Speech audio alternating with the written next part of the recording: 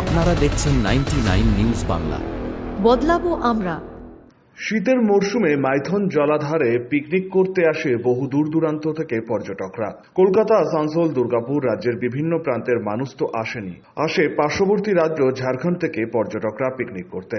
শীতের মরশুমে পিকনিক করার পাশাপাশি একেবারে পাশেই রয়েছে মা কল্যাণেশ্বরীর মন্দির, সেখানেও পুজো দেন অনেকেই। সঙ্গে মাইথন জলাধারে নৌকা বিহার তো রয়েছে। তবে পিকনিকের মরশুমে ডিসেম্বর ও জানুয়ারি মাসে এই মাইথন জলাধারে পর্যটকদের ভিড় এবছর কতটা দেখা যাবে সেই নিয়েই শঙ্কায় রয়েছেন অনেকে। পিকনিকের সময় যত এগিয়ে আসছে ততই চিন্তায় নৌকা চালক থেকে ব্যবসায়ীরা, কারণ পর্যটকদের ভিড় হলে পর্যটকরা নৌকা বিহার করেন আর তাদের অর্থ উপার্জন হয়, আর সেই থেকে সংসারও চলে। তবে মাইথন জলাধার থেকে জলের প্রকল্পের কাজ চালু হওয়াতে সেই জলের পাইপ রাস্তার ধারেই রাখা রয়েছে, ফলে পিকনিকের সময় পর্যটকদের ভিড় হলে যানবাহন পার্কিং করতে অসুবিধা হবে বলেই মনে করছেন নৌকা চালক থেকে স্থানীয় ব্যবসায়ীরা। পার্কিং এইখানটায় আমাদের অসুবিধা করা যাবে না, যেহেতু সরকারের কাজ, এটা সরকারি জলের জন্য নিয়ে যাচ্ছে, 1-2 বছরের জন্য আমরা কষ্ট করি চালাবো। কিন্তু রাস্তার উপরেও তো মনে করুন পাইপ রাখা আছে, আমাদের যে কল্যাণ সেতু যে রাস্তাটা আসছে ওইখানটায় অসুবিধা, রাস্তার পাশাপাশি রাখা আছে, ওইগুলো একটু সাইড করার দরকার ছিল। যে একটা কাজ চলছে, জলের জন্য যাচ্ছে, জলটা কোথায় যাবে, তো এখন যে মোটামুটি পাইপগুলো রেখে দিয়েছে, এটা এখন আমাদের পিকনিক যারা বাস নিয়ে আসবে তাদের তো খুবই কষ্ট হবে। আর আমাদের ভিড় হয়ে যায় 1 জানুয়ারি 25 ডিসেম্বর, তখন তো জায়গা থাকবে না। তো আমাদের প্রশাসন কাছে থেকে আমাদের অনুরোধ কি এই পাইপগুলো যেমন একটু সরিয়ে দিলে যে একটা সাইড থাকবে তা আমাদের স্পটে, তবে ওই পিকনিক জায়গাগুলো পাওয়া যাবে আর পিকনিক হবে সেখানে। বেশিরভাগ জায়গায় পাইপগুলো জমা করে রাখা হয়েছে, সেই জায়গাতে যানবাহন পার্কিং করা হয়ে থাকে পিকনিকের সময়। তবে এ বিষয়ে হোটেল ব্যবসায়ী মনোজ তিওয়ারি বলেন, এই নিয়ে তারাও চিন্তিত রয়েছেন। স্থানীয় বিধায়ক বিধান উপাধ্যায়কে বিষয়টি জানিয়েছেন। হ্যাঁ, এটা নিয়ে আমরা চিন্তিত আছি।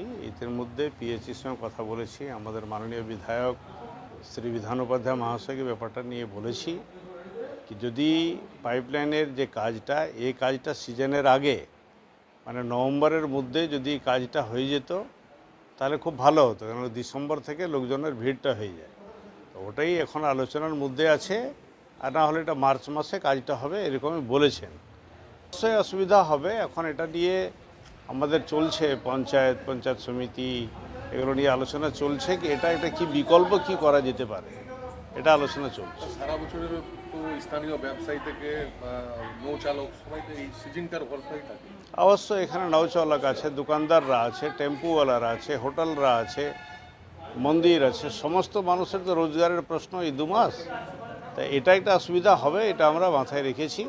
এটা নিয়ে কি করা যেতে পারে এটা নিয়ে আমরা পদক্ষেপ ইতিমধ্যে নিচ্ছি।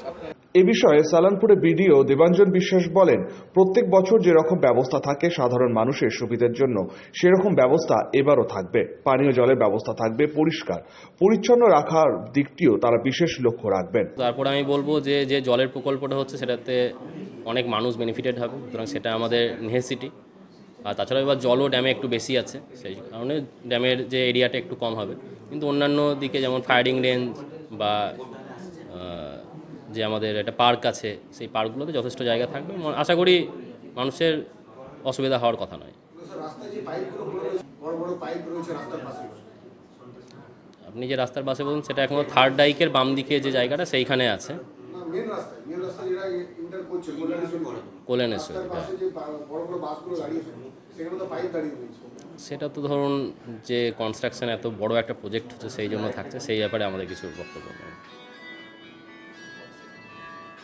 তবে নৌকা চালক থেকে স্থানীয় ব্যবসায়ীরা মনে করছেন প্রত্যেক বছরের মতন এবছরও ভিড় হবে মাইথনে। তবে রাস্তার পাশে পড়ে থাকা পাইপ কোথাও যেন সমস্যার কারণ হয়েই দাঁড়াচ্ছে বলে মনে করছেন নৌকা চালক থেকে ব্যবসায়ীরা। আসানসোল থেকে সঞ্জয় যাদবের রিপোর্ট, 99 নিউজ বাংলা।